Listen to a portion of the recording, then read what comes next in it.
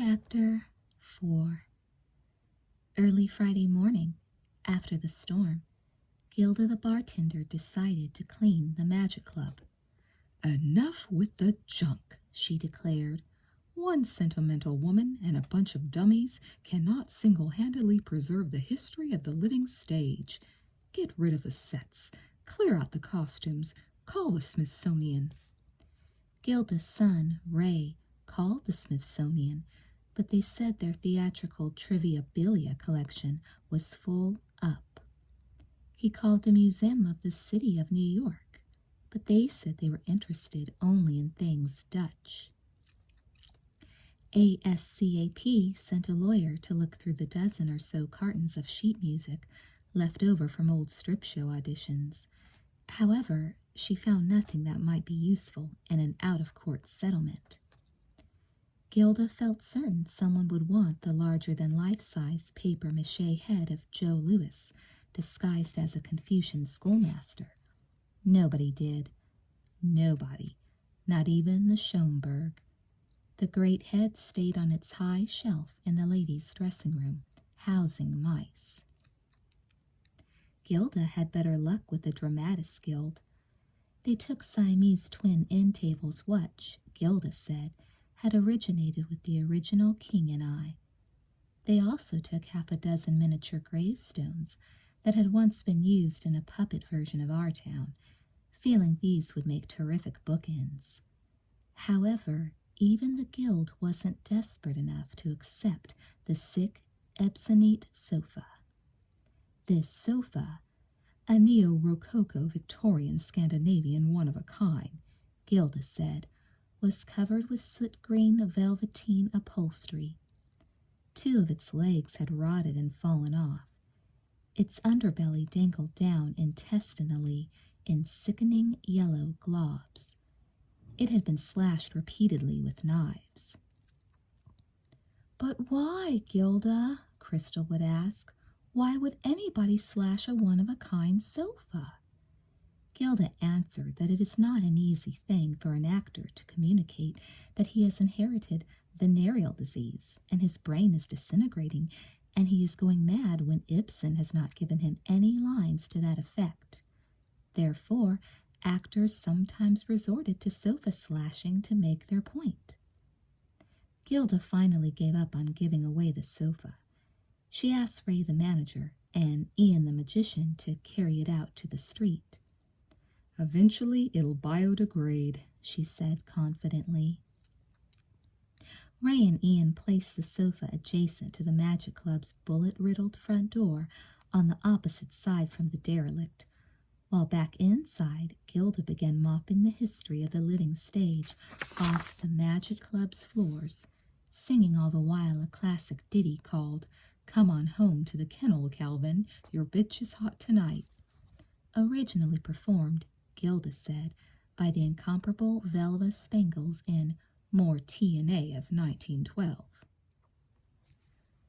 Crystal came in for her 9 a.m. rehearsal, the sleep still crumbly in her eyes.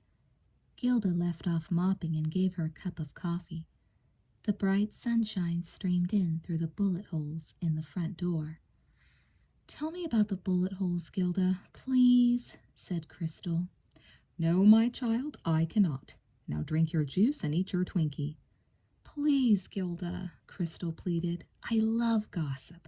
I love stories. Please tell me. I promise I won't say a word to Susan." And because she had been living with Susan for 24 hours, she added, "Cross my heart." Gilda remained adamant. "Some things are better off buried and left to crystallize like the great sequoia," she said sadly. She patted Crystal's hand and cleaned up her Twinkie crumbs. If Crystal had been smarter, she would have asked Kaminsky the dummy, who knew the whole story of the bullet holes, unfortunately from first-hand experience. Right now, Kaminsky was lounging on the soot-green sofa, lifting his face to the morning sun, trying to catch a few more freckles to make his act more appealing.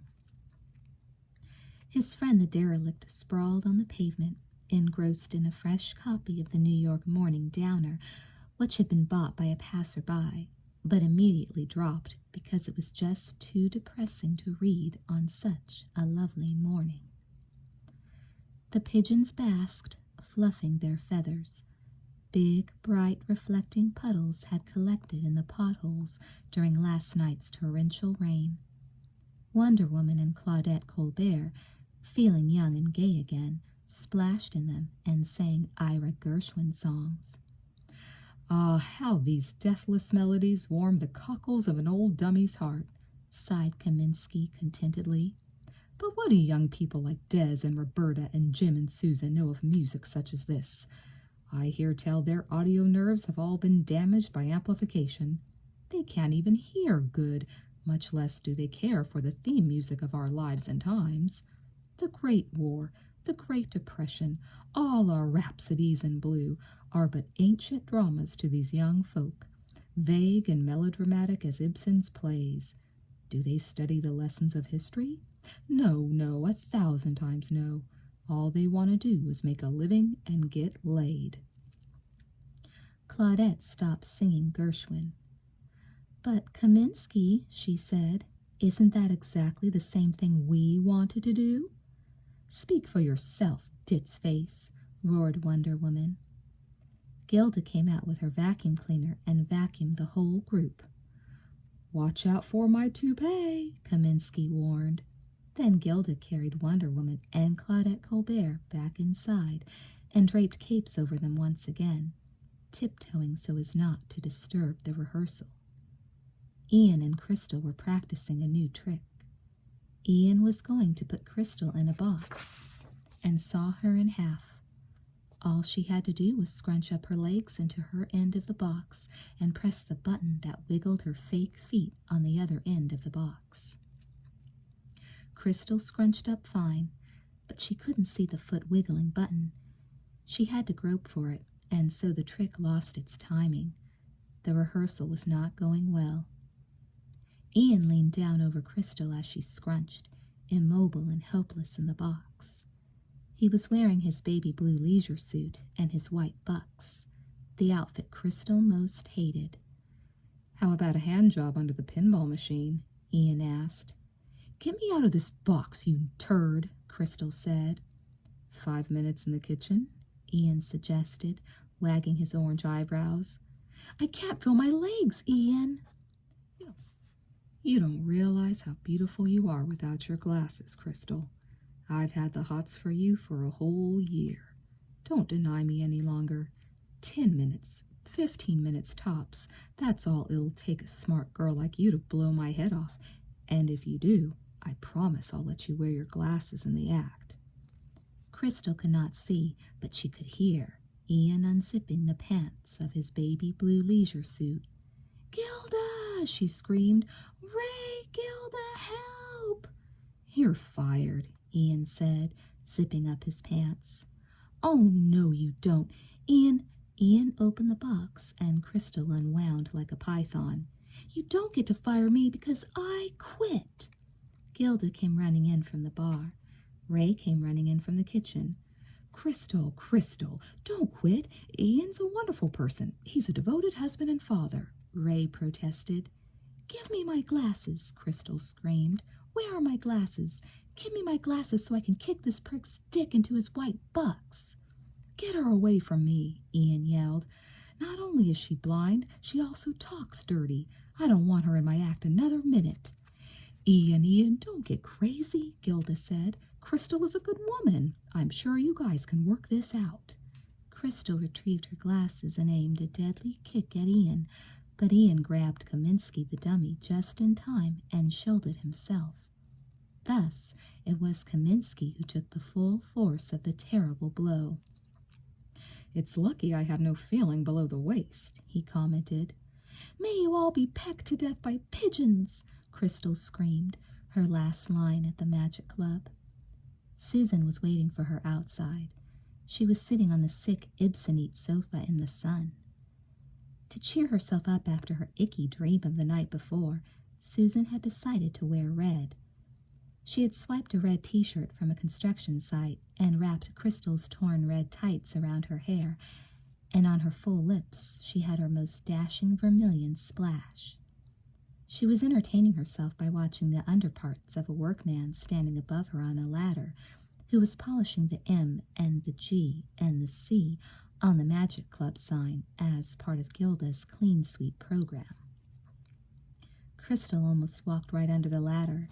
"Stop!" yelled Susan, the human red light. "Not under the ladder." Crystal walked around the ladder and plumped down on the sofa next to Susan. "That miserable scumbag," she grumped. "Maybe I should have slept with him." "He fired you?" Susan said. Crystal nodded. "Man," Susan said, patting her friend, "some witch steals my clothes, Meeker gets pushed out a hotel window, and now you get fired."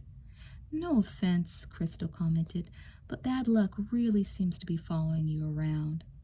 Susan gazed up with regret at the workman.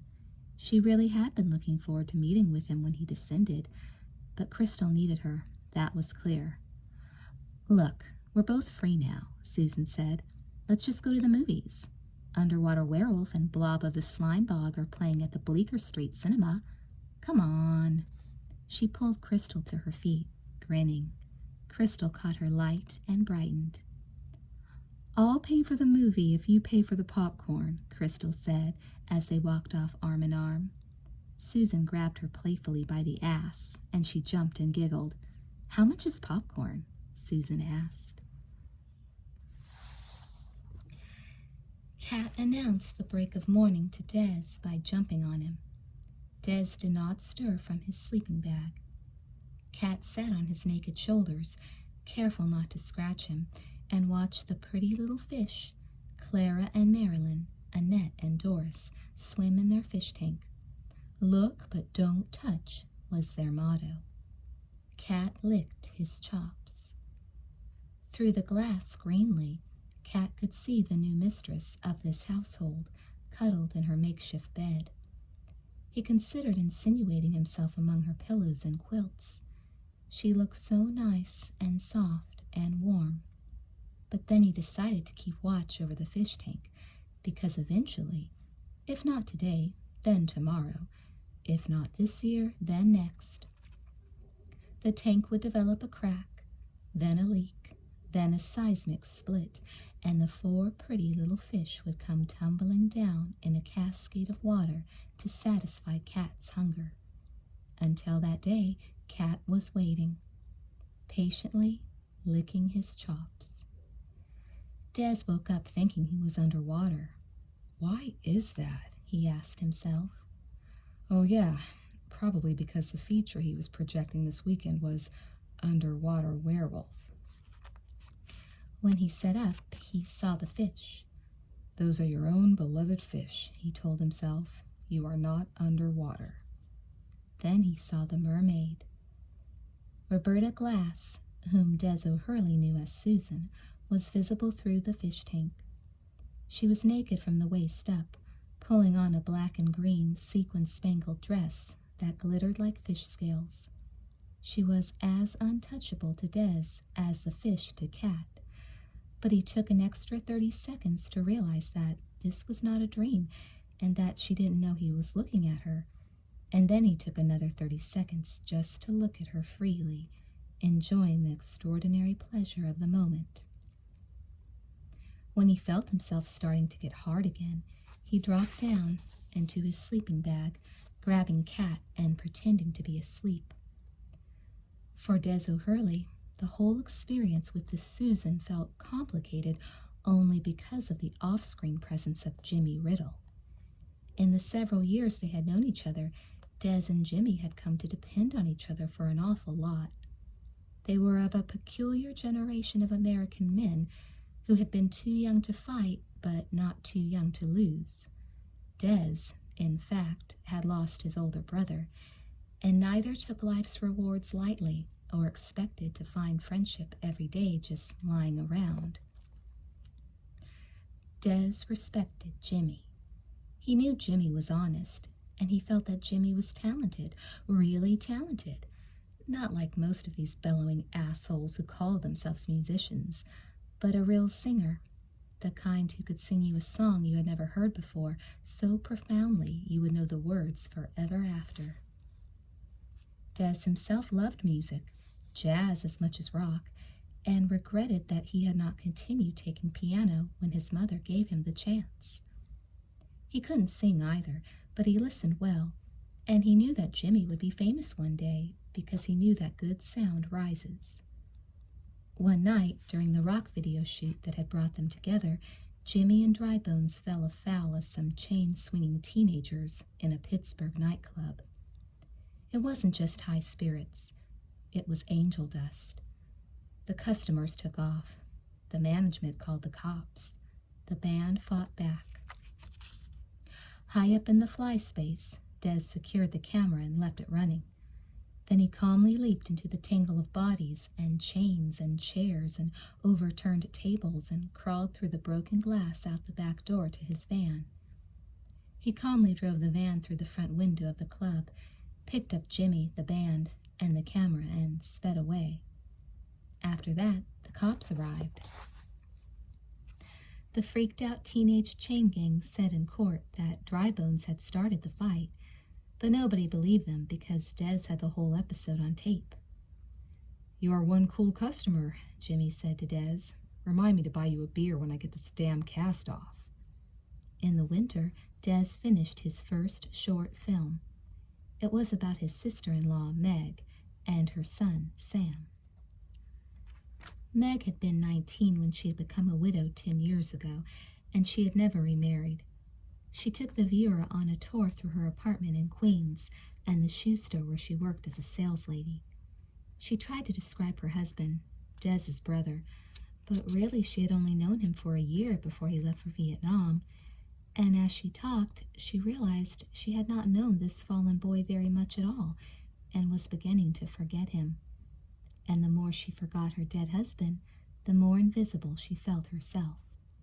Her life and times were being forgotten even as they happened, and she could not make her son understand unless she asked him to live in the past. And she didn't think she ought to do that. The resulting silence in her house rode her, crushed her, erased her. Well, people cried when they saw Des's short movie about Meg, because nobody wants to be invisible. And everybody understands how close they are to that. So the movie got chosen to be in a little summer film festival downtown at the Public Theater. The festival was called Independent Shorts. Des's mother and father came from Staten Island to see the movie. Meg and her mother and father and Sam came too. Also Meg's new boyfriend. A girl named Victoria stood, tall and classy, at the end of the lobby, surrounded by men, sipping champagne and leveling her gray eyes at Des. Drybones was performing in Arizona, so Jim could not attend. The audience settled. The lights went down. The critics poised their ballpoints. The movie began. Des stood in the back of the theater, feeling, just the way old Henrik Ibsen had, that somebody would soon stand up and scream, "Where's the talentless fool who created this abomination? Let's kill him." A latecomer ran in, looking for an aisle seat, all out of breath. It was dark, but even in the dark, Des knew it was Jimmy. "I'm sorry I'm late, man," he whispered. "The plane was flying around in circles for an hour." The audience cried. The movie won first prize. The critics called Des a filmmaker to be watched.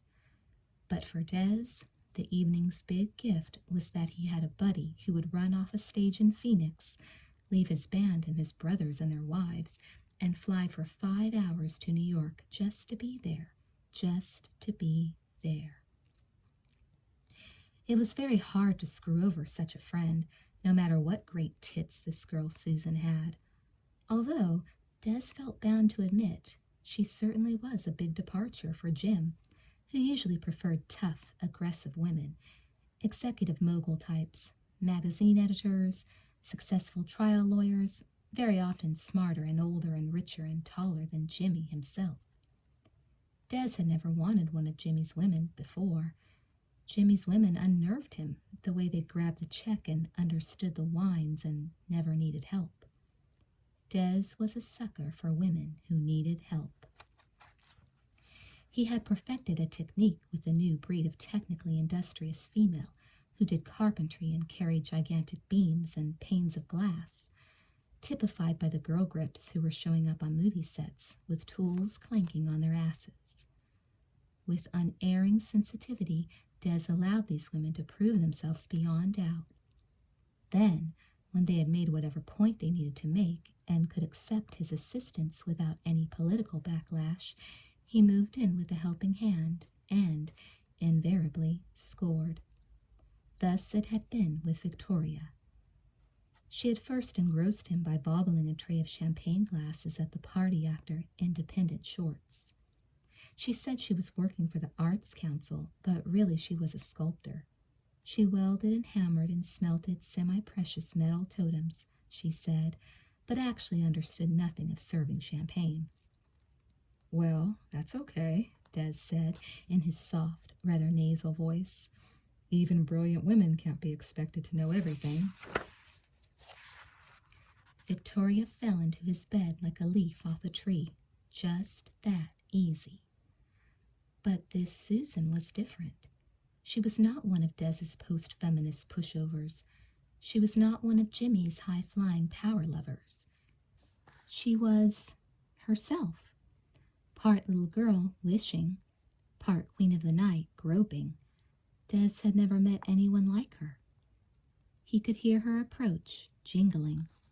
She scratched Kat's head and touched Des's shoulder. Since he had been pretending to sleep, he now pretended to wake up. Des? Want to go out to breakfast with me? Jim's girl, Susan, was standing above him wearing the green sequined dress and the pyramid jacket and yards of chains and pearls and torn black stockings and lots of makeup. What have you got on? Des asked. Some sort of disguise? You don't like it? No, it's... Des tried not to laugh. After all, it's sort of charming. She grinned and stretched a crisp $100 bill above his head. My treat, she said. What'd you do, rob a bank? I don't know. Maybe. She laughed mischievously. Obviously, this bout of amnesia was beginning to be fun for her. She produced a box of matches.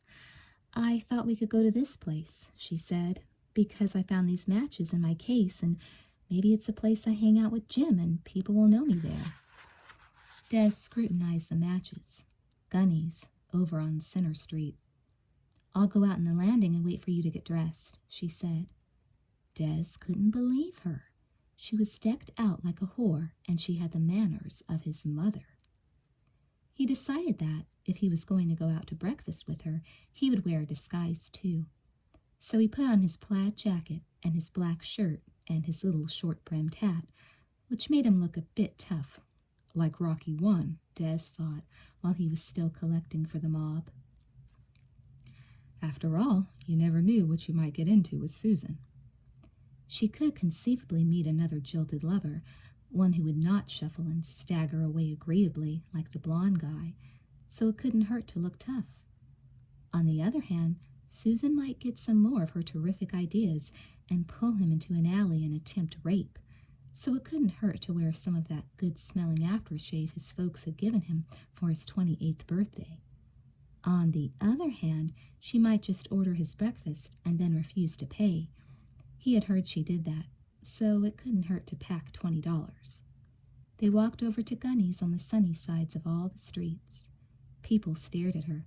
She seemed to enjoy that. They couldn't get a table in the crowded luncheonette, so they sat at the counter. So, what do you think? Des asked. Anyone look familiar? There were reporters from the New York Mirror, which had its offices around the corner. A couple of cops drinking coffee on the cuff. Assorted old ladies chatting. There were some construction workers, a model or two, salesmen checking their morning appointments. Nobody Jim's girl, Susan recognized. I found this postcard in the case, she said. It was a Magic Club card that Crystal had desperately sent to Susan in Chicago. I thought I'd go there this afternoon. Des had never been to the magic club. He didn't really believe in magic. Do you know what you're having? He asked. What are you having? Well, it's your treat, right? Yeah, I got money. So I'll have blueberry blintzes. Ooh, that sounds good, she said. I'll have that too. Des hailed the waitress. She was serving a new customer, completely hidden behind an E-Man comic. When you get a chance, Des said politely. You can stay, said the waitress, but she's gotta go. What? Des said. Nick, yelled the waitress, it's that crazy girl with the jacket. What? Said Jim's girl, Susan. Nick, the manager of Gunny's, came out from behind the cash register and hauled Susan by the armpits off her counter stool and started shoving her out the door. What's going on? Susan cried. You know me? Yeah, I know you want a free meal, Nick said. Go someplace else.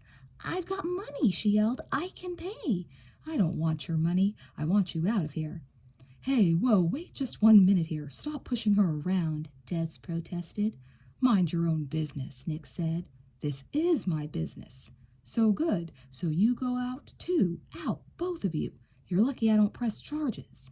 Nick was about a foot taller than Des. He threw Des out the door on his ass. The hat fell off. So much for looking tough. Des sat calmly on the pavement. Rule number 1, he said, was no drama. Yes, I know. I'm so sorry, Susan cried. He allowed her to help him up. I don't think I want to spend any more time with you, Susan. I mean, a guy could blow his whole week trying to avoid the people you seem to have offended. I'm sorry, she said. I'm so sorry. I'm going to work. Please forgive me, Des. Don't be mad. Why don't I drop you off at the Magic Club and later on you can come back home and get your stuff and we'll just call it quits, okay? Are you sure you're not angry? I don't get angry. I stay calm. That's what I do. They climbed into a taxi. Please don't be angry. You're not still angry, are you? Forget it, Des said. Here's where you get off. You're a real pal, Des, she said. I'll tell Jim. She pressed his hand, and he watched her jingle off into the Magic Club, which smelled of top job. Oh, I am a real pal, Des thought. She'll tell Jim what a pal I am. Shit, I didn't need this aggravation. I'm going to go to work and stay out of trouble and concentrate on the classic green filter techniques of ersatz underwater cinematography.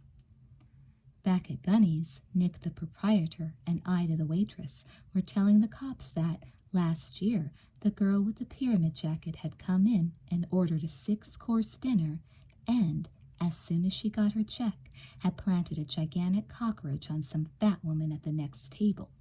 And the woman had started screaming, and Ida had thought Gunny's was going to get turned in to the Board of Health. And in all the commotion, the girl had gotten away without paying for her 6-course dinner. And then Nick and his wife had gone to the movies and seen the very same gimmick played on a waiter in a restaurant in Paris. And Nick had sworn if he ever ran into the broad with the pyramid jacket again, he would throw her out on her ass. Like I always say, Nick said, violence on the screen leads to violence in the streets. Ain't it the truth, the cop said. Wayne Nolan peeked over his E-Man comic and listened to the story carefully. From the scuffed floor of Gunny's, he rescued the Forgotten Magic Club postcard. Wayne had not slept all night long. He was feeling very tired, but it had all been worth it in the end, because now he knew the next place to find Bruce's girl, Susan. At 9 o'clock on Friday morning, when Crystal was arriving to rehearse for a job she would soon not have anymore, and Des was being awakened by Kat on his shoulder, the cops found Roberta's car. No one had stolen it. No splendid new radio had ever been installed in it. The car came back to Gary in perfect condition. What do you think she was doing at Battery Park, Mr. Glass? The cops asked. Gary couldn't imagine. His sister, Leslie, recalled something about Roberta reading a message in the personals that mentioned Battery Park. The cops smiled knowingly. Lovers often send messages through the personals, they said. Gary groaned. Leslie clucked and sighed. Becky Schumann called. "Get out of my brother's life, you greedy bitch," Leslie growled at her. Gary overheard this conversation, but he did nothing to prevent it. His secretary and his tub salesman knew about Roberta's disappearance now. Larry Stillman's patients knew.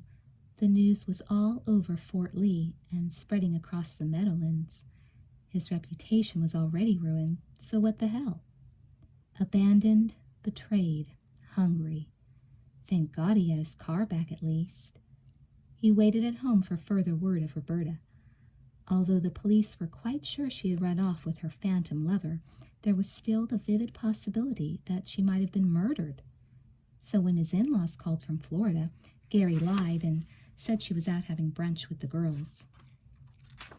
When Roberta's mother called from the Swiss Alps, he lied and said she was out shopping. "Don't lie to me, Gary," Roberta's mother said. She sounded as though she were around the corner. "Roberta does not go shopping. Tell me the truth." "She's left me," he said. "Are you sure?" "No, I'm not. All I know is we can't find her." Roberta's mother hung up. Gary could just see her dumping her skis and her newest boyfriend and taking the next plane. He groaned. Between his kid's sister, Leslie, and Roberta's mother, he figured he would be dead by the time they found out that Roberta wasn't. He sat in the living room, watching the stock market returns on TV. Daisy the Great cleaned around him. He lifted his feet when she wanted to vacuum. He changed chairs when she wanted to plump pillows. Other than that, he did not move all day. Leslie called. Larry Stillman called. Gary's secretary called. The German hot tub salesman and Adrian from the beauty parlor and some total stranger from the dry cleaners all called to find out if there was any word on Roberta. But the police did not call. They were very busy. They had murders. They had bank robberies. They also had a terrible problem keeping the press from realizing that they had no leads, not even one, as to the whereabouts of the Egyptian artifacts that had been heisted from the Brooklyn Museum. The mayor held a press conference. "My fellow New Yorkers," he said, "fill up your refrigerators, because if the cops don't find the Nefertiti earrings soon, the Egyptian Third Army is going to overrun our city, and you know how they can eat." Then the fake earrings started to pour in, just as Mr. Baloney had predicted. "I found these earrings in a junk shop on Lower Broadway," Victoria said to the curator of the Cairo Museum, who was now installed at MOMA. "Like hell you did," said the curator, "but you are a beautiful woman and a talented smelter. Why don't we have lunch?" Wayne Nolan lurked outside the Magic Club, hiding in shadows. He left messages with Mr. Baloney's machine, but no courier came. He bought a morning downer and scoured it for any mention of his name or Bruce's, but clearly the downer found news of the great Queen of Egypt caper unfit to print. He bought the New York Mirror in the afternoon. Sure enough, there was Bruce's picture. "Police are looking for Maker's ex-partner," the paper said, "both in connection with the murder and, it is widely reported, in connection with the theft of Egyptian artifacts." Wayne called Mr. Baloney again. The operator told him that the number had been disconnected. Wayne sank into the pavement next to the derelict. Now he was really scared. Abandoned, betrayed, hungry. He recalled how quickly the clumsy oaf who had dropped the Fragonard on his toes had disappeared, probably buried in a reservoir in Jersey, never to be found again. Wayne feared that the same fate awaited him if he did not find the earrings. He thought of following Bruce's girl, Susan, into the club, but the bullet holes in the door gave him pause. The people in there obviously had automatic weapons. He would have to wait. He glanced at the derelict. Lucky old wino who had nothing to fear, who could just close his eyes and stretch out and sleep. Gary stayed awake by concentrating on a breaking report that the smallest bank in St. Louis had suddenly cut its prime rate by a full percentage point. Not taking his eyes off the screen, he heated up a TV dinner. It had fried chicken and mashed potatoes, two of his favorite but lately most forbidden foods. Roberta's mother called. "I'm in the Zurich airport," she said. "There's a rock blockade and my plane is delayed. Page me if you hear any news." Suddenly Gary dropped the phone. Daisy the Great was leaving and carrying a pink shopping bag he had seen before. It said, "Love Saves the Day" on it. "That's where she bought the jacket," Gary yelled. "Where did you get this bag, Daisy?" "Gary? Gary, are you there?" asked Roberta's mother from Zurich. "It's mine," Daisy said. "Mrs. Glass gave it to me. Daisy, give me the bag." Daisy shook her head sadly. "Sorry," she said. "Give me the bag." Gary was trying to wrench the shopping bag from Daisy. "Gary!" screamed Roberta's mother. "What's happening?" How could Gary know that last Wednesday, when Roberta had given her the shopping bag, Daisy had found $500 in the street, and her husband, Jesus, had returned to her, sober yet, begging forgiveness after 3 years' absence, and her son, Enrique, had gotten a job, a real job yet, with workman's comp, as an all-night watchman in the storage facility on Lower Broadway, and that all this good fortune Daisy attributed to the acquisition of the pink shopping bag, which did actually say "Love Saves the Day," something Daisy now believed with all her heart. "You ain't getting this," she said to Gary Glass. "Please, Daisy, please, I'm asking you nicely." "No, sir, I'm sorry, no way." Gary pulled the television out of the wall and held it aloft. "You want me to throw this at your head, Daisy?" "I tell you what I do. I loan you the bag, Mr. Glass, okay?" Gary put down the television. "Thank you, but you got to give it back to me Monday," Daisy added, "or I call up my son, Enrique, who's been arrested 3 times for aggravated battery, and he will come take it by force. You got that, Mr. Glass? I hope you have good news about Mrs. Glass," she said. "Thank you," he said. Meanwhile, in Zurich, a young French archaeology professor became concerned because the American woman in the phone booth next to him was screaming, "Gary, you putz, answer me!" The Frenchman thought she was very attractive and probably needed a drink.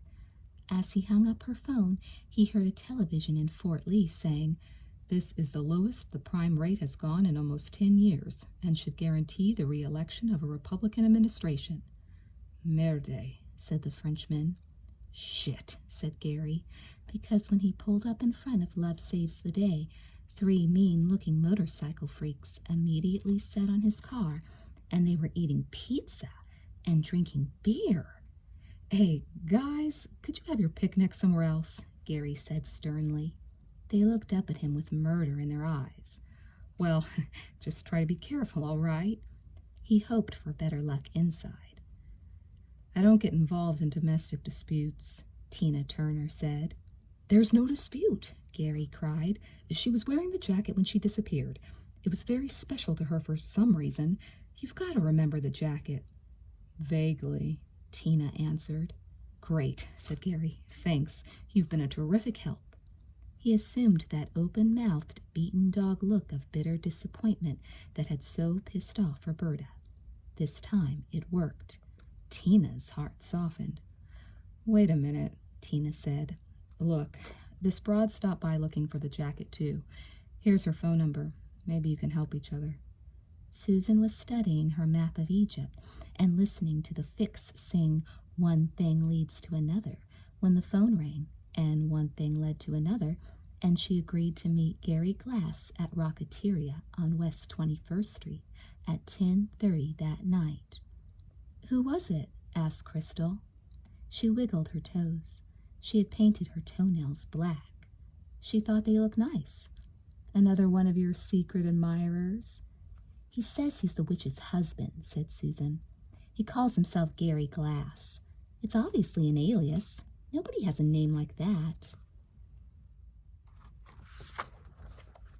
Roberta couldn't believe it, but she was going on stage.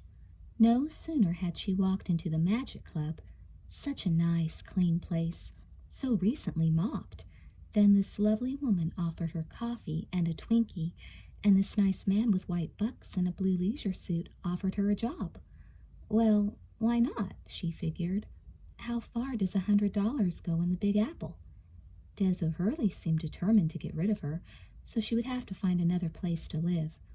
Of course she needed a job, and since she had no idea what jobs she had ever held before, magician's assistant sounded great. Henry and Max and Vito, these three perfectly darling old gentlemen in the band, made her comfortable and told her not to be nervous. And the handsome young MC gave her a pink and gray tutu to wear, which she just loved.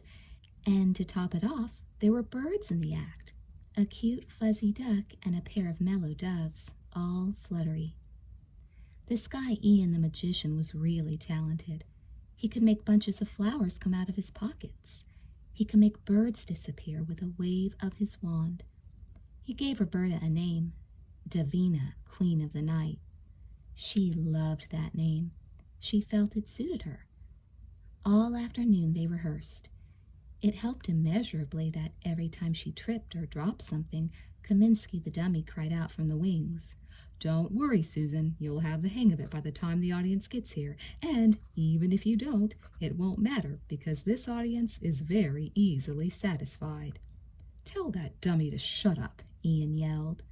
A ventriloquist with dirty nails and dandruff locked Kaminsky in the suitcase, to Roberta's disappointment. The hardest job was getting dressed. While Wonder Woman and Claudette Colbert looked on pityingly, Roberta tried to stuff her breasts into the tutu. They kept coming out. "Gilda," she called, "could you come here a minute? I think this tutu is too small." "Not so, my child," said Gilda. "You're just being modest. At the Magic Club, it's better to let it all hang out." "All?" asked Roberta. "I mean, all?" Still, Roberta remained concerned. She put on the blonde wig that sat on the styrofoam head in the dressing room and hung her big gold earring from it, admiring the effect. Ray, the manager, was already on stage, welcoming the audience. "Better get out there, sweetheart," said Kaminsky. "Showtime." Still stuffing herself back into the tutu, Roberta clomped on stage. Ian was a little mad at her. "From now on, I want you here 5 minutes before the act begins, Susan." "This tutu doesn't fit, Ian." "Remember, we start with the doves." "I'm very worried about embarrassing you in front of all these nice people." "You look beautiful. Now smile." The band played a chord. The audience clapped. How many people are out there? Roberta wondered. 8? 10? The curtain went up in a puff of smoke. Roberta coughed and gagged. When she could see again, she saw that, yes, there were about 10 people in the audience. Henry played a waltz on the saxophone. Vito scratched the snares. Trying to remember her moves, Roberta picked up an empty birdcage from the little prop table. Ian tapped it with his butterfly net. Poof, a bird appeared inside. Wow, that's terrific, Roberta marveled. Ian hit the birdcage again. Another dove appeared. Way to go, chirped Roberta. Ian leaned in very close to her so the audience wouldn't hear him whisper, Calm down, Susan. You're not a guest here. You're performing. Right, she said. Sorry. And she ran to get him the multicolored scarf from the prop table. When she bent over to pick up the scarf, her whole chest fell out of the tutu. Luckily, she was facing upstage. Only Kaminsky saw. She adjusted her costume and handed the scarf to Ian. With one twist of his hand, he made it to produce yet another dove. "Oh, I love that," Susan exclaimed. Ian gave her a dirty look, but the audience actually applauded. Ian turned over the dove to Susan. Despite her afternoon's training, it got away and flew into the rafters above a guy who looked like Burt Reynolds, sort of. "Oh, come back," cried Roberta, bouncing off the stage and jiggling among the tables. "Come back, please." For the first time in the history of the Magic Club, The entire audience woke up. Burt Reynolds ran after Roberta, trying to help her catch the dove. Menthol, said the wraith-like cigarette girl. Extra long, ultra thin, extra ultra long and thin, regular, premium. I got him, yelled Burt Reynolds. Unleaded. Oh, thank you, sir, cried Davina, queen of the night. The band played 2 chords. The audience cheered. Susan, Ian whispered, the platter. Clutching the dove to her cleavage, Roberta ran back on stage and stashed the dove, and, quick, grabbed the silver platter. The band played Vienna waltzes. Trying to be calm, like Des, Roberta approached a very old guy and a very young girl, obviously his daughter, Roberta thought. Maybe it's her birthday. She's going to love this trick. Carefully, she placed the platter on the table. Ian followed her and deftly removed the cover. Nothing there. An empty platter, right? Vito did a drum roll. All 10 customers got tense. Ian lit a match and the platter burst into flames. Ah! Cried the young girl. Ah! Croaked the old man. Ian grabbed a napkin and put out the fire, and lo, what was born in the flames like a phoenix? A duck. Oh, I love it, I love it, I love it, Roberta exclaimed.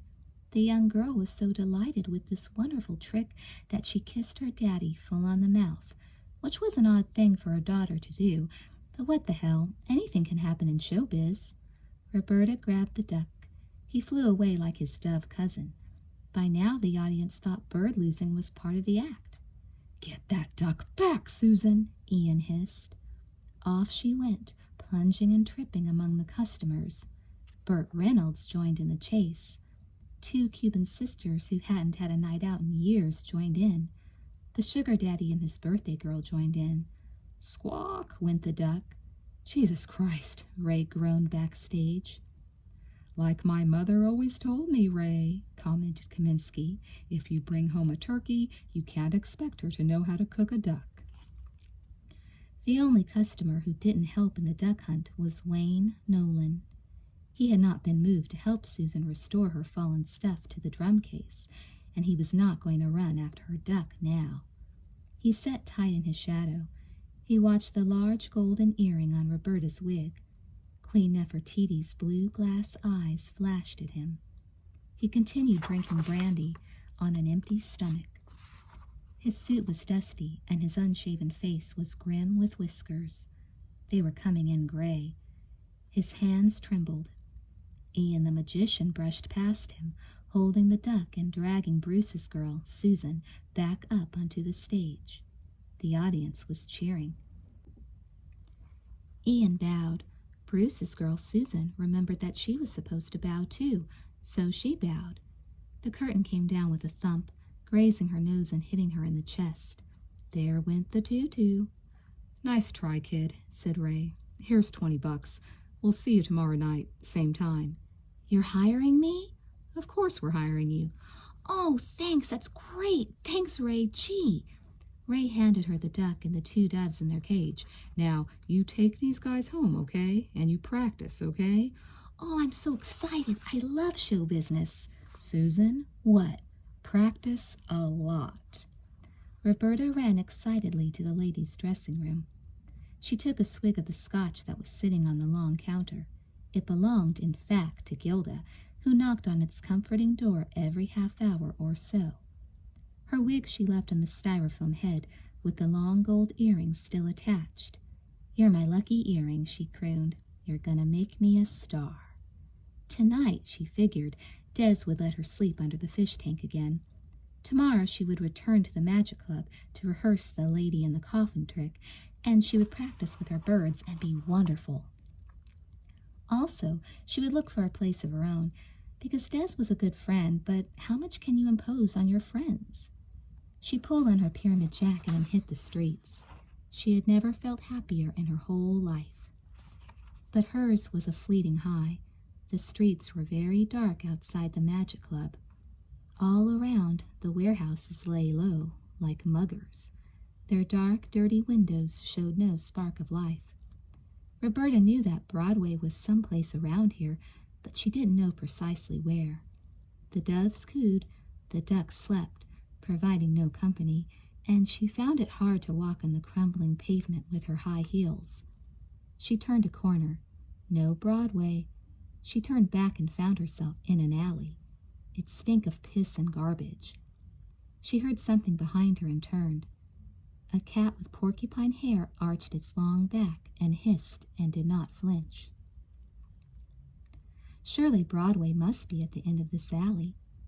She began to hurry, afraid that the cat would attack her birds, afraid of hungry things in the night. It seemed to take her a very long time to get to the end of the alley. Broadway was not there. But she heard strange, squeaky footsteps behind her, and now she began to run. The alley led into another alley, and when Roberta turned the corner, she found herself face to face with a fire. It crackled in a trash can, emitting cinders. Who set the fire? A wino, maybe. A nice, harmless, friendly wino. But where was he? She looked and looked, but there was no wino, just decaying brick walls that dripped like the inside of a tomb. She ran around another corner and leaned against the wall, out of breath. Still the footsteps kept coming. She peeked around the black, craggy wall. The light of the fire revealed the blonde hair of a man she felt she had seen somewhere before. She ran gasping up the alley, beating on windows, looking for a door, a gate, looking for Broadway, a wino, anything to save her from the shifty, shuffling footsteps of the sluggish man who was chasing her. "Please," she whimpered, banging on doors. "Please, please." One of them opened. She found herself in the security room of a warehouse, stumbling over mops and plungers, almost crashing into a wall of packaged light bulbs. Enrique looked up from his big, bloody roast beef sandwich. He stopped watching the big red-headed Spanish singer dancing half-naked on the tube. Another half-naked woman was standing in his mop-lined hallway, breathing hard and holding birds. "Excuse me, sir," Roberta stammered. "I'm sorry to disturb your dinner, but I need you for a second. There's this man following me. I know he's out there, running after, me. Couldn't you please—" "How did you get in here?" marveled Enrique. "You are not supposed to be in here." "Oh, I know, and I'm sorry. I'm really sorry, but could you please see if he's gone?"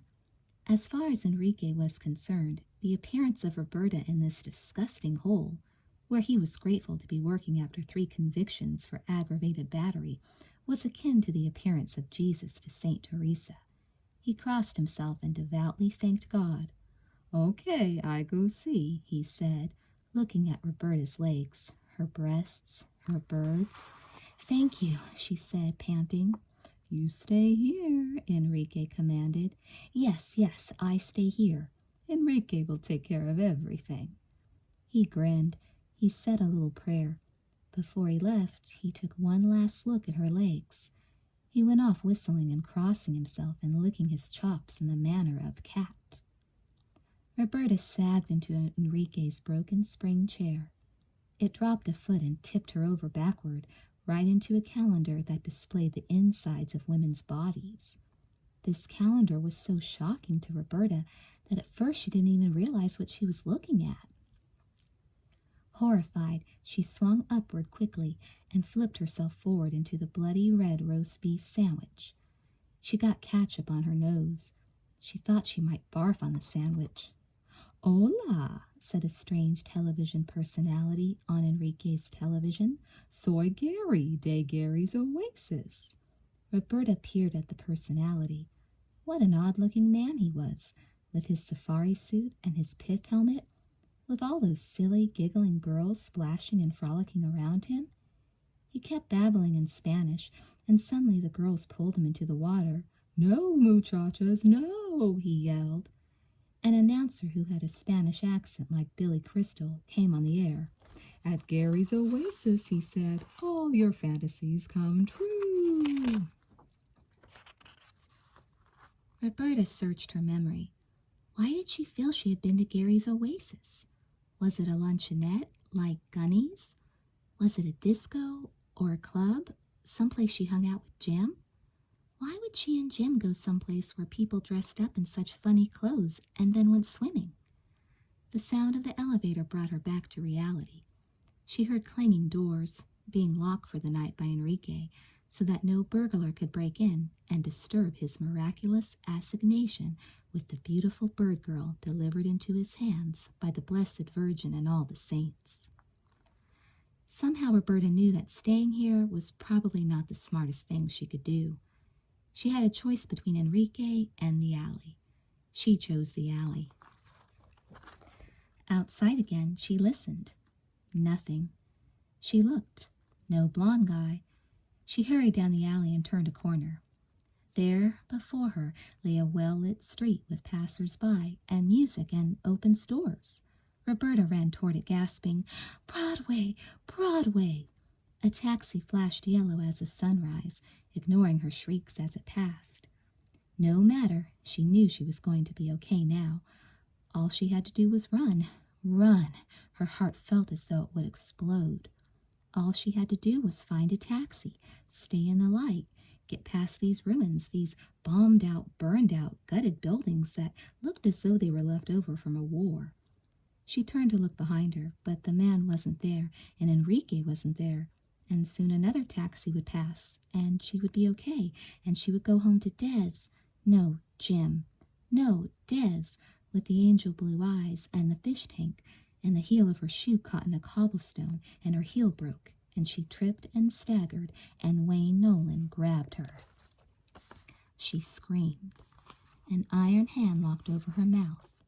An arm like a girder locked around her waist. She kicked and thrashed, but she couldn't get away. The man was tearing at the shopping bag that contained her clothes. "Don't scream," the man whispered, letting his fingers up off her mouth. "Don't kill me." "Let's get this over with. Where are they?" Wait. I have money." "Where are they?" "In my bag. I have money. Take it. Oh, God." "I want the earrings," he whispered. He was dragging her back into the hole he had come out of. He smelled musty, like the inside of an old damp car. "What earrings?" she cried. "I need them." "What earrings? Look, I'm not who you think. Please, please." He locked his hand over her mouth again and put a gun to her head. The safety clicked off, a thunderous sound. Roberta's heart stopped. She said hello to the angel of death coming to announce the end of her life. All she saw was his smile. The rest of him remained invisible. "Roberta," he said. "Roberta." All right, the musty mugger mumbled. "Avoid the fate of your late, beloved boyfriend." Roberta started to faint. She saw flashing red lights. The mugger with the iron hands dropped her and grabbed her shopping bag and vanished into a black hole. She fell down and down as though she had been dropped into a reservoir. By the time her head hit bottom, she had already passed out. When she opened her eyes, a cop was standing above her, shining a big flashlight into her face. "Was he your pimp?" said the cop to Roberta. "What?" "All right, play it that way if you want. Come on, sweetheart, you've just got a little bump on your head. You'll survive it." He pulled her to her feet. She didn't know where she was. Her head pounded and roared and hurt like hell. "What's your name?" he asked. "I don't know." "Get in the car." He pushed her in the back seat of a police car that was flashing its red lights up and down Broadway. A black woman was already in the car. "My name's Roberta," Roberta said suddenly. The cop shut her into the car with the other woman, tight as meat in a sandwich. "I'm not who you think I am," Roberta cried against the window. "My name is Roberta. My name is Roberta." She beat on the window. My God, she thought, I'm wearing fingerless gray lace gloves. She beat her head against the glass. "My name is Roberta Glass." Her head hurt so much, throbbed so powerfully, that she had to hold it to keep it from falling off. When she looked at her fingers, there was blood. "How do you use the birds?" asked the real whore who was sitting next to her with considerable interest. Chapter 5. Gary Glass took a lot of pride in his ability to catch on quickly and make friends in strange places. At the Wharton School, which he attended as a lower middle-class kid on scholarship, a fraternity filled with the sons of millionaires accepted Gary gladly because he glibly ghosted all their economics papers. In 4 years, he almost never paid for a meal or a beer, and at graduation, everybody felt as though they owed him. As a young man just starting out in his father's plumbing business, he had been called upon to attend many ethnic festivities that were, his father said, a necessary part of the big picture in sales. Gary always dressed well, brought the right presents, and laid out the women with his boyish charm. The mother of the bride at a Serbo-Croatian wedding in Cleveland told his father that Gary was a credit to his race. The sister of the groom at a black church in Brooklyn liked the way Gary pushed her grandmother's wheelchair from table to table at the reception, so Grandma could personally greet each of the guests. "You trying to look like hired help, sugar?" asked the lovely granddaughter. "I don't care what I look like as long as your grandmother lets me take you to dinner," Gary said. This did a lot to help Glass Plumbing win the contract for bathrooms in a 5,000-unit housing project way up on the west side, and to make it a much bigger business. Gary admired his father more than any person in the entire world. He was a tough cookie. He had nerves of plastic. In all things, he was wise. "You can worry about health, you can worry about money, you can worry about politics," Daddy said.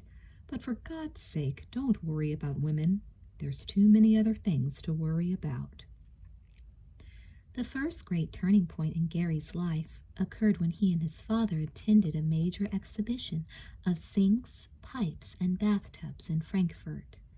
They checked into a nice hotel with many other businessmen from New York. To Gary's astonishment, he found that his father, the tough cookie, was afraid to take a shower in this place, and couldn't eat, and certainly couldn't sleep, and in the middle of the night he returned to the airport, where he sat with many other businessmen from New York, waiting for the next plane out. Gary stayed in Frankfurt. He drank the beer, he ate the wurst, he did the deals, he became intimate with the women. His father met him at Kennedy, beaming and proud. "The torch has been passed to a new generation," he said, giving Gary a big hug. When Gary upgraded the plumbing supply business to spas and hot tubs, his father had already had one heart attack and wanted little to do with the whining and dining requisite for such a tremendous expansion. "Go and conquer the world, kid," he said. "It's full of thieves and anti-Semites, but if you keep your head and marry a shy, repressed woman you can trust, you just may survive." Gary's father died in his sleep. Now Roberta had disappeared. Gary began to feel that some of his bedrock was slipping. It wasn't Roberta. She could hardly be called bedrock. It was the wisdom of the fathers, most particularly his father, which seemed suddenly to rest, like the city of Los Angeles, on a colossal fault. He put these thoughts from his mind. He endured the psychoanalytic outrages of the police. He suffered street people eating lunch on his beautiful car. He softened the heart of Tina Turner. Determined and courageous, confident that he could handle any situation no matter how bizarre, he set out for Rocketeria on West 21st Street to meet this strange woman called Susan. And the earthquake happened. Gary Glass felt that he had fallen through a crack in the Earth's crust and landed in a world inhabited by subterranean aliens. He steadied himself against a wall. 4 ash-colored people with pink hair on their heads and diamond dust on their faces danced past him. He couldn't tell whether they were male or female. Beyond them, the big pink room was packed with people who writhed and shimmied, and the music, which Gary had picked up before on radios but never listened to, boomed and ground and rocked. "Calm yourself, Glass. These are not subterraneans," he thought of the crowd. "These are Americans like you. They just have different habits. You can make friends with anyone. A zombie with no hair and with rainbows around his eyes danced by with a female in a sheet. Don't panic, Gary said to himself. There must be some groove here you can get into. All you have to do is dance like the others. It can't be too hard. No one seems really hostile. Stay calm. He took a step forward. A black jellyfish girl with Medusa hair and with snakes around her arms thought he wanted to dance. She threw her hair in his face and writhed and laughed. Maybe I ought to take off my tie, Gary said to himself. A woman old enough to be Mommy placed herself in front of Gary and blew smoke in his face, glancing inquisitively at his three-piece suit. She smiled seductively. She had gold teeth with silver braces on them. She's gonna eat me, Gary thought. She's gonna eat my suit. Something in the music told him he had better move. Up ahead, beyond the dozens of smoking, sniffing, rocking people, none of whom was talking. These people have forgotten how to speak, Gary thought, after all their long years underground. He saw a regular human bar with regular human drinks and a bartender. The bartender wore a leather vest and a leather jockstrap with a big butterfly stuck to it. Otherwise, he was completely naked. But he had a real human body, so Gary decided to put one foot in front of the other and walk toward him. He could not really walk, though, because the speakers that were mounted on the floor, as well as on the ceiling, banged music into the soles of his feet, so even Gary had to dance slightly to get to the bar. Gary had forgotten why he was there. He saw a jukebox, a real human jukebox. I am at Rocketeria on West 21st Street, he said to himself. That's where I am, and I'm looking for a woman who can help me find my wife, Roberta, who has disappeared. I am not here to sell hot tubs. I am not here. Gary Glass, right? She was gorgeous. Yeah, how did you know? Wild guess, Susan said. She was absolutely gorgeous, even though she was clearly not a regular human being. She split on you, huh? She said. Gary couldn't take his eyes off her belly button. It nestled in its black lace frame like a diamond in a case at Cartier. It was the most gorgeous belly button he had ever seen in his whole life. Now she had just said something to him, and he was going to have to respond. Oh, what did you say? He said. She split on you, your wife. Oh, yes, right, of course, my wife, 2 days ago. Her bra was showing. He could see her black lace bra. Why had he never noticed bras before? Did she ever split on you before? Think, Gary, he said to himself. Concentrate. This beautiful broad woman is talking to you in English. She has asked you whether your wife... What was her name? Oh, yes, Roberta. Whether your wife Roberta ever left before. No, of course not. Did she do drugs? The belly button asked. She had black and gold striped hair and one gigantic earring. What a gorgeous earring! Drugs? Roberta? Gary laughed.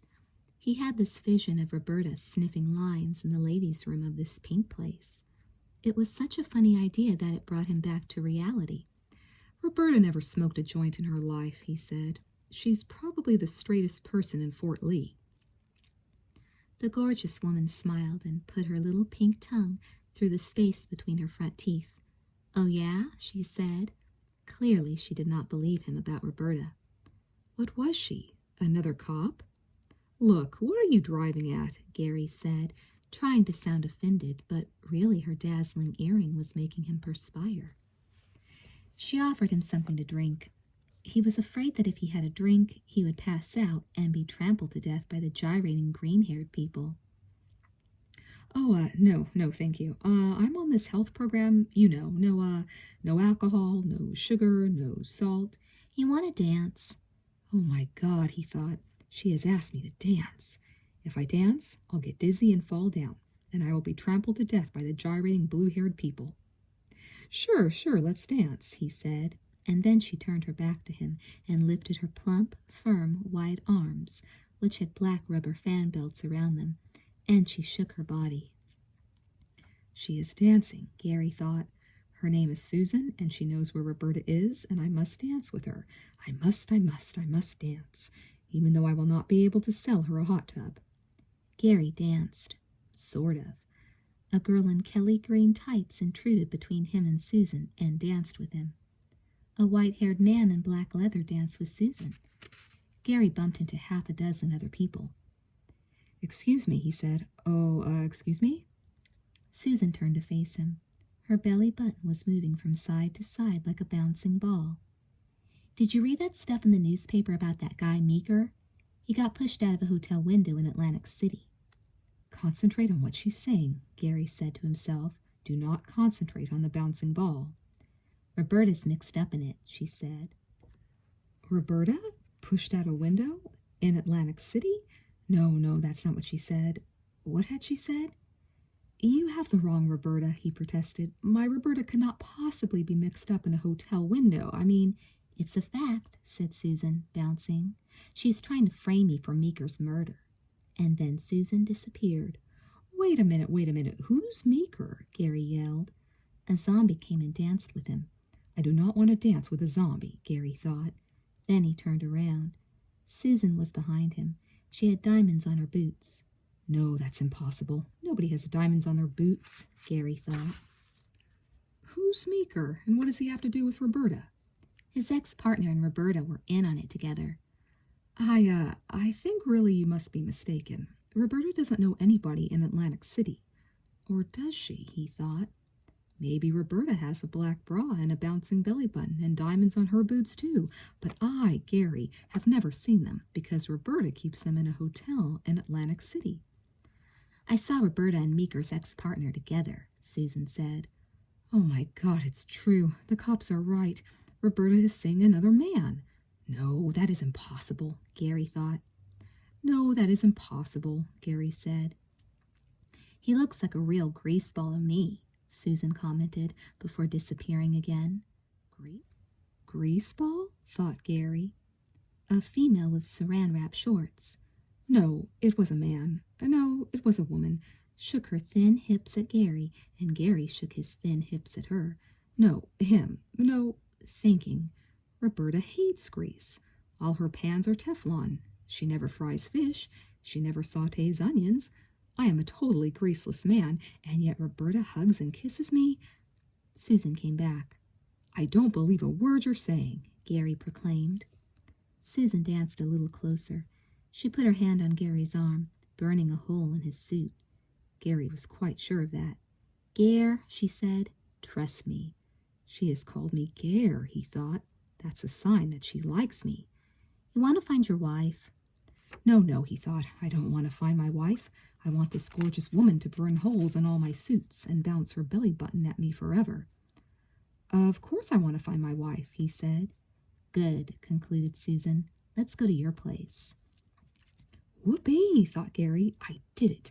I fell into a subterranean cavern where the zombies dance, and I made friends. My place? He said innocently, but he wasn't really surprised. The famous, marvelous glass charm had won out again. You got a car? She asked. Have I got a car? Said Gary. He loosened his tie and took off his jacket and drove her to Fort Lee. But no sooner did they arrive in his fully electronic, automatic, digital garage than Gary got nervous again. What if somebody saw them? Here he is, the object of sympathy and pity throughout the town because his wife, Roberta, has disappeared, and the second night she is gone, he shows up with a gorgeous woman in black lace with one earring. Calm down, Gary, he told himself. It's 3 o'clock in the morning. The neighbors' windows are all dark, and besides, according to Roberta's reports from the beauty parlor, there is so much lechery, adultery, sodomy, and litigation going on here that everybody else is probably too busy with their own amusements to pay attention to you. Susan gave herself a little spray with the cologne Roberta kept on the front hall table. It was really the first time Gary had noticed that cologne. He wondered whether Roberta ever sprayed herself with it. Maybe she sprayed the light bulbs with it. And that was why the house smelled so good all the time. In fact, it was the first time Gary had ever noticed that the house really did smell good. Susan trailed her fingers along the furniture tops, drifting languidly from room to room and smiling. Gary followed her, waiting for the moment when she would drift languidly over him, too. Thank God Daisy was here today, he thought to himself. What if Susan had trailed her fingers over something that had dust on it? But nothing had dust on it. Thank God. For the first time, Gary thought to himself that Daisy was really a great maid and should probably get a raise, although he had no idea what Roberta was paying her now. Maybe she was already overpaid. He made a mental note to ask Roberta about that if she ever came home. Oh, God, he hoped she would not come home tonight. Nice place you got here, Gare, Susan said. We like it, he said. Why did I say that, he thought. We. Why did I say we? Am I trying to remind her that Roberta lives here too? Maybe I am. She drifted into the bedroom. Gary tried to stay calm. She sat down on the bed and bounced on it. She stretched out on it. She relaxed on it. Oh, my God, Gary thought. Firm, said Susan. You said it, Gary thought. He got ready to jump her. But then she bounced up and investigated the closet. Roberta's closet. Gary had never actually been in Roberta's closet. He assumed she had clothes in there and shoes and whatever else she wore. Susan leafed through the clothes and put on a black sequined jacket that she liked. That's Roberta's, Gary said. Right, Susan said. Now, wait a minute, Susan, he said. Don't you think you ought to wait until Roberta gets here before you start taking her clothes? She owes me a coat, Susan said. She sat down on the bed and began opening the drawers of Roberta's dresser. Gary was beginning to feel uncomfortable.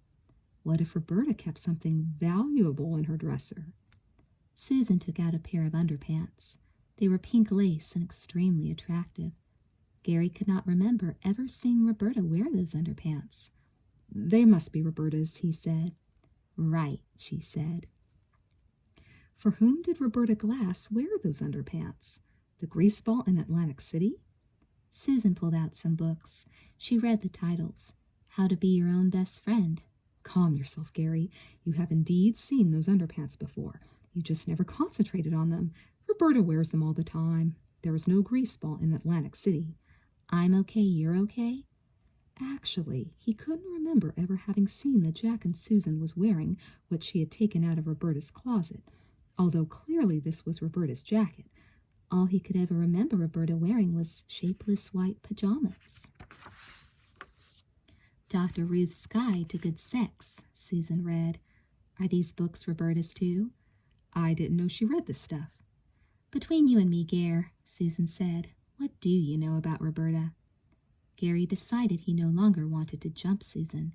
She was just a little bit too snide. It was a good thing she was drifting out of the bedroom.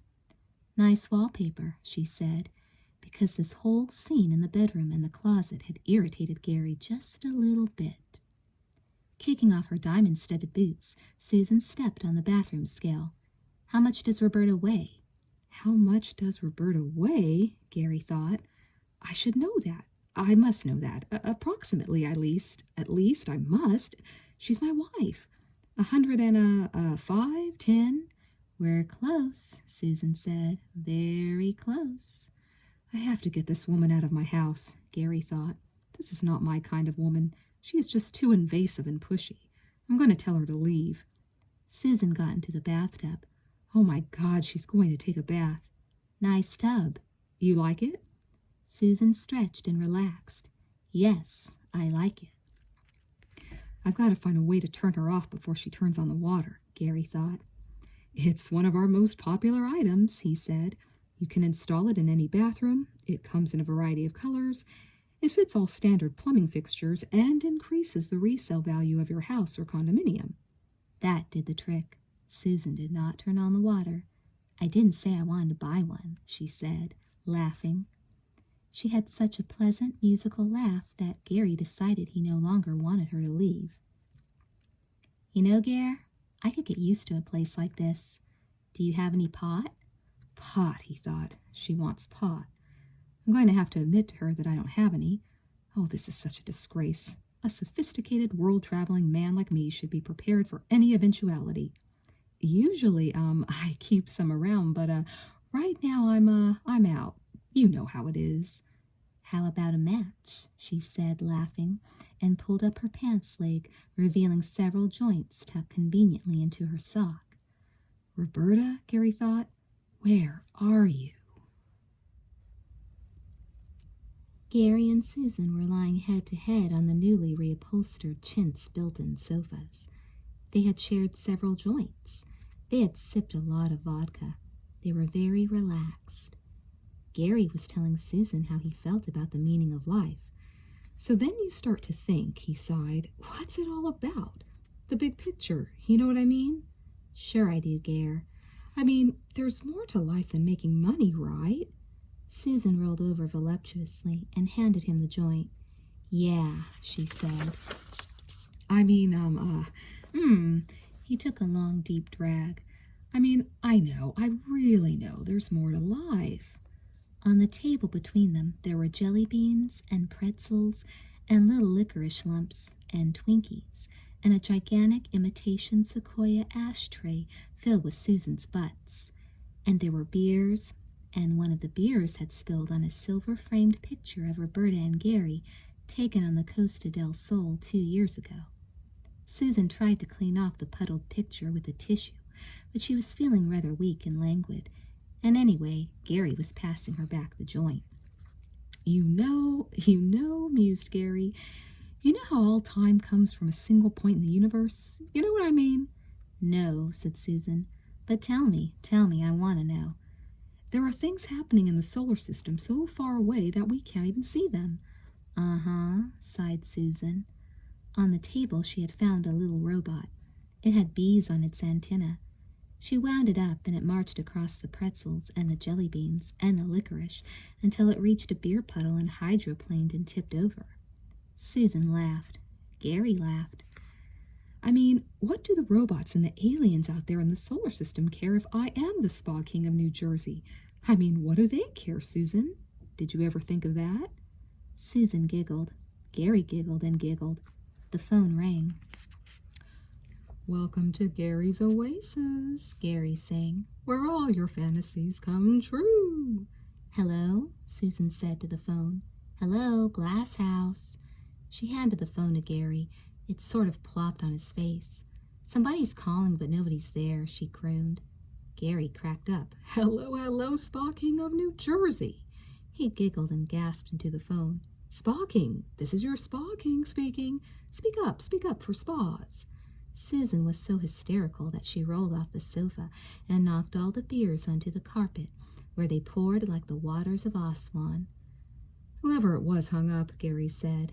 He fell asleep. A few hours later, the phone rang again. Spa King of New Jersey, mumbled Gary Glass. He had been sleeping on the sofa. Susan was sleeping on the floor. Mr. Glass, we have your wife, said the police. I have no wife, he said. My wife has left me for a greaseball in Atlantic City. She's in jail. She was picked up a little while ago. As soon as we got her prints and her picture, we sent it up to Missing Persons, and Sergeant Taskell said she was your wife. Her mugshots match her wedding picture. Mugshots? Gary lunged up from the sofa. He shook his head until his teeth rattled. He ate a mouthful of jelly beans for strength. He called Leslie. Larry, tell Leslie to get dressed. They found Roberta. She's in jail. Don't ask any questions. Call my cardiologist and my nutritionist and put them on alert. I'll pick Les up in 5 minutes. Bye. Leaping over the candy-covered beer table, leaping over Susan, Gary tore off his clothes, ran through the shower, and redressed himself in a clean 3-piece suit. Hey, Gare, what's the problem? Murmured Susan. You've got to get out of here. But why? I like it here. Because my wife, Roberta, is coming home from jail, and I want the house to be nice and clean and dust-free, just the way it was when she left it. You expect me to clean up this house, Gare? Forget it, Susan. I'll take care of it later. Just go. You got any Captain Crunch? What time is it? It's 5 o'clock in the morning. See the dawn on the Hudson? Let me ask you something, Gare. My mind is a little fuzzy. Did I make it with you? No, you did not make it with me. Put that thought out of your mind. It is a fictional thought. Geez, that's a relief, Susan said, fixing her earring, which had gotten all twisted in the night. This is no time to be snide, Susan. Now, Roberta has been found, and I'm going to get her, and I want you out of here by the time I get back. No trace, no notes, no stray strands of golden hair, no nothing, okay? You got any money, Gare? He gave her $20. She pouted. He gave her 3 more 20s, and she gave him back 1. I don't want to break you, lover, she said sweetly. Don't call me lover, he screamed. Just leave. Do you promise me? Susan, do you promise me you'll leave? First, I gotta take a bath in that terrific tub you got, Gare. He gave up and ran out the door. Leslie was waiting for him in front of her building. The minute he saw her, he knew it would have been safer if he had stayed in his drug-induced stupor. Why is Roberta in jail? Leslie asked. On a prostitution charge. Oh, Gary, oh my God. What are you, crazy? Do you believe that? Just because Roberta is charged with something by a bunch of blue nits, you believe they are right? They are not blue nits, Gary. They are professional policemen doing a job. All I can say is that she'd better have a good explanation for all this, driving me crazy with anxiety, making me go off my diet. You haven't seen her, and already you're yelling. There is no need to do 80 on the West Side Highway, Gary. This is a very old highway, and much of it has already been reduced to rubble. Will you shut up, Leslie? Just hear her side of it before you do anything. She could have picked up a phone and called if she was in trouble. Gary, calm down, slow down. Oh, look what I found. A big, chunky rhinestone. Give me that. Gary, keep your eyes on the road and your hands on the wheel. It's only a rhinestone. It probably fell off one of the dresses Roberta wears when she goes to New York and plies her trade and lives her other life. She does not ply a trade. She has no other life. If you don't shut up, Les, I'm going to shove you out the door into the Hudson. Leslie, like Daisy the Great, now saw that Gary Glass did have his limits and would, if pushed, consider violence. So she gave him 5 minutes to calm down. She clicked her nails on her magnificent teeth. She made little tisking sounds with her tongue. Tisk, tisk, tisk. She snapped open and snapped close her chic lizard skin clutch. Snap, unsnap, snap, unsnap. You know, Gary, she said finally, this situation is not that uncommon. Tisk, tisk, snap, unsnap, click, click, click. I read an article last week in the beauty parlor about a woman from Woodmere who turned tricks until midday and then shopped all afternoon. She did it for years before her husband found out. Gary Glass did not respond right away. Susan had said Roberta was a murderess. The cops said Roberta was a prostitute. Given a choice, and knowing Roberta as well as he did, Gary figured she was more likely to be a murderess. Roberta cannot be a prostitute, he concluded. She doesn't even like sex that much. He careened off the highway and whizzed across town on 14th Street. I have heard, Leslie said, click, click, that 4 out of 5 prostitutes are lesbians. Gary laughed and ran a stoplight. I think I would know if my wife were a lesbian. Why? Asked Leslie. You didn't know she was a prostitute. It's very lucky for you that we have arrived at the police station, Les, because if we were still on the highway, you would be drowning by now. Oh, Gary, do you think it makes me happy to tell you these terrible truths? I just think you have got to accept that there is something very unusual going on in your relationship with Roberta. They ran past the cops, past the bleeding gang war survivors, past the lawyers and the muggers. Just be calm, Leslie was saying. Remember, you are a survivor of the Frankfurt plumbing fair. Sergeant Taskell of Missing Persons was waiting for them. Really, he was very glad to see them. They were the nicest people he had met in a long, long time.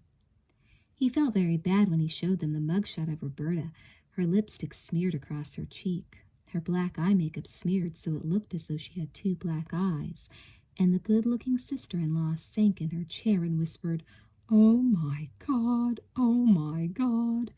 He called down to the holding tank for Roberta. But the holding tank told him somebody had already come for her, paid her bail, and taken her away. A man, they said. Who was he?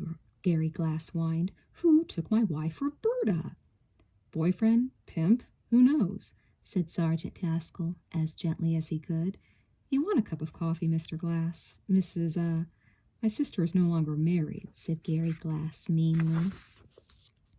Oh, my God, murmured Leslie, still gazing at the horrible mugshot of Roberta. I have your number, Mr. Glass. Why don't you let me have yours, too, Miss Glass, so if one of you isn't home— Leslie looked for a tissue to wipe her tears away. Sergeant Taskell gave her his handkerchief.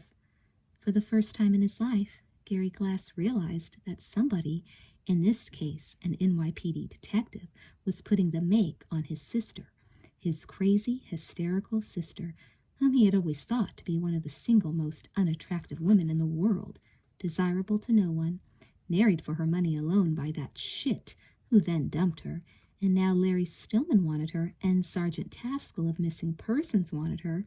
So if that were the case, why shouldn't some greaseball want Roberta? Why shouldn't Roberta be a lesbian prostitute who had been turning tricks in New York for years? The terrible truth sank in at last. Daddy Glass had been dead wrong. You did have to worry about women. As soon as Gary left, Susan began her vacation. After all, she knew a windfall when it fell. She actually did clean up all the beer and pretzels and jelly beans and licorice, threw the butts into the trash compactor, and investigated the refrigerator. It was full, but dull. She opened every single cabinet until she found the secret storage place, what she knew all people on diets have, where Gary kept his junk food in case he wanted to cheat. He had jars of jelly beans there and cheese doodles. He had Twinkies and Tam crackers and chocolate-covered granola nuggets. Susan prepared a platter. Then she decided that the yummiest thing to have at 5:30 in the morning was a pink tequila sunrise. So she made herself one, helping herself to all the marvelous mixers and cherries and limes in the mini fridge near the liquor cabinet. She found the laundry room. It seemed logical to wash her clothes, which were beginning to smell a little too much of New York. So she popped them all in the big machine, programmed it for dark colors, delicate fabrics, cool wash, cold rinse, and let her rip. Then she looked out the window and wow! What did she spy? A personal-sized swimming pool, entirely private, with fine wines stacked near its comfortable chaises, and a portable cassette stereo at the ready, and a portable TV, too. This is better than camp, she thought, and went skinny dipping. The water was wonderful, really refreshing. Not too much chlorine either. It made the tequila sunrise and the cheese doodles taste great. Feeling clean as a Girl Scout, Susan stretched out on one of the comfy chaises and pointed her body to the risen sun. The radio played her favorites. The nice, crispy cheese doodles melted under her tongue. Ooh, this was heaven. Someday Jimmy Riddle was going to make it big, and they'd have a house just like this one. Maybe in Malibu, maybe in Louisville.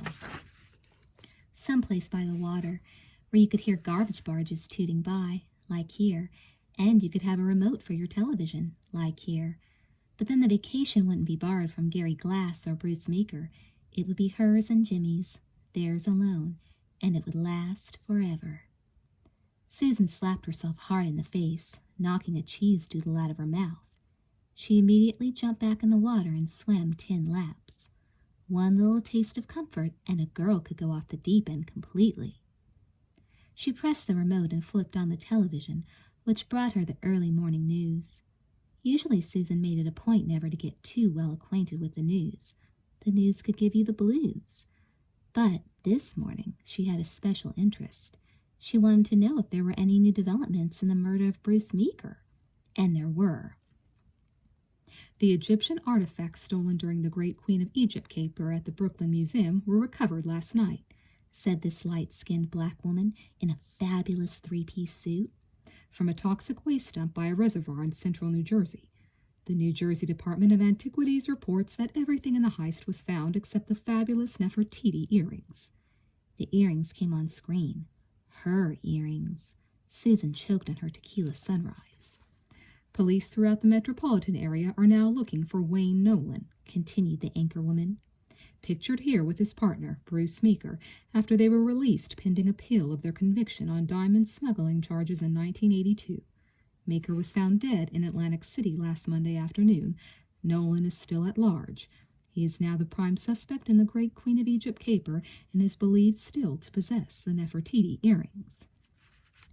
There they were, Meeker and Nolan, surrounded by journalists and grumpy law enforcement officers. Meeker was smiling for the cameras. Nolan had his pale head down. He was peeking as far as he could under his own ear. Yuck, Susan thought to herself. How could Roberta be involved with that icky guy when she had a nice, square, rich, but really very cute husband like Gary to come home to? Then it dawned on her. Susan had one of the earrings, and Roberta had to have the other. Maybe quite by accident. Maybe really quite by accident. When Leslie and Gary came home at 7 o'clock, they found Susan sprawled on the glass bed, reading Roberta's diary. "Who is that woman on your bed, Gary, you pig?" Leslie growled. "Don't get the wrong idea. She's helping me find Roberta." "Hi," said Susan. She was wearing one of Gary's ribbed, sleeveless Fruit of the Loom undershirts and a pair of his ice blue boxer shorts, and her white lace tights and her white lace garter belt. "I told you to be gone by the time I got back. What are you doing here?" Gary blustered. "I've got good news and bad news," Susan said. "Which do you want to hear first?" "You said you were going to leave." "You said I was going to leave." "Whose underwear is that?" "Come on, Gare. It's one thing when you don't recognize Roberta's underwear, but when you don't recognize your own, then you are really losing your marbles." Gary sank down in the bed, utterly defeated. His sister, Leslie, stood with her mouth open, staring. "Give me the good news first," Gary said wearily. "Your wife isn't partners with the greaseball." "Wonderful," Gary said. "That's wonderful. I'm very glad to hear that. My wife, as you so delicately put it, has just been picked up on the Lower East Side escaping from her gun-toting pimp." "He's not a pimp." "He's not a pimp? Who's not a pimp?" asked Leslie. "The bad news is that he's probably going to kill her because he thinks she's me." Leslie began snapping and unsnapping her clutch. "Will you stop that?" yelled Gary. "I'm looking for Sergeant Taskell's card. We have to call him. I just can't find it." "How can you not find it? He gave it to you 4 times. Leslie went into the bathroom because she was so frightened for Roberta she was going to cry, and under no circumstances could she allow her brother, Gary, to see that. "Did you ever see this diary?" Susan asked Gary. "What?" "Your wife, Roberta, kept a diary. It's great stuff. You want me to read it? I'll read it." Couldn't sleep. Went into kitchen. Gary came in. Turned on light. Gary left. Finished birthday cake. There are pages and pages just like that. I say it's got to be a cover. Nobody's life could be this boring. "You shouldn't be reading that," Gary said. "It's private." "Yeah, well, it's not only about her. It's also about me. Listen to this. He's looking for Susan again. She's late returning from Mexico. This is the 5th ad he's run. Why does he want to see her so badly? Who is she?"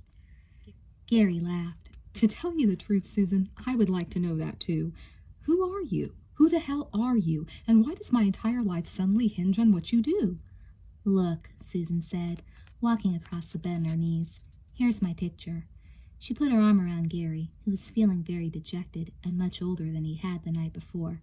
"Hey, Gare, now why didn't you tell me she read the personals?" Leslie came out of the bathroom. "She read the personals all the time," Leslie snapped. "You know that, Gary. You saw her. You saw how she bought the mirror every single day and spent hours looking at the personals when she knew damn well she should have been reading the want ads."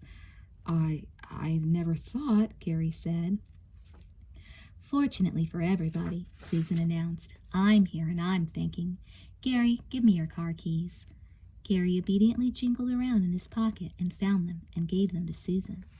Susan took his previous day's shirt off the back of a chair and put it on over his underwear and her tights and left. "Gary, are you crazy? You just gave her the car keys?" Leslie hissed. "I'll bring it right back," Susan called from the front door.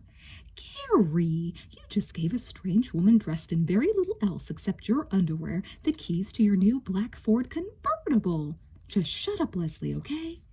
He picked up a bag of cheese stools that Susan had been munching on his bed, and it opened and spilled all over the pink bedroom, making yellow smears everywhere.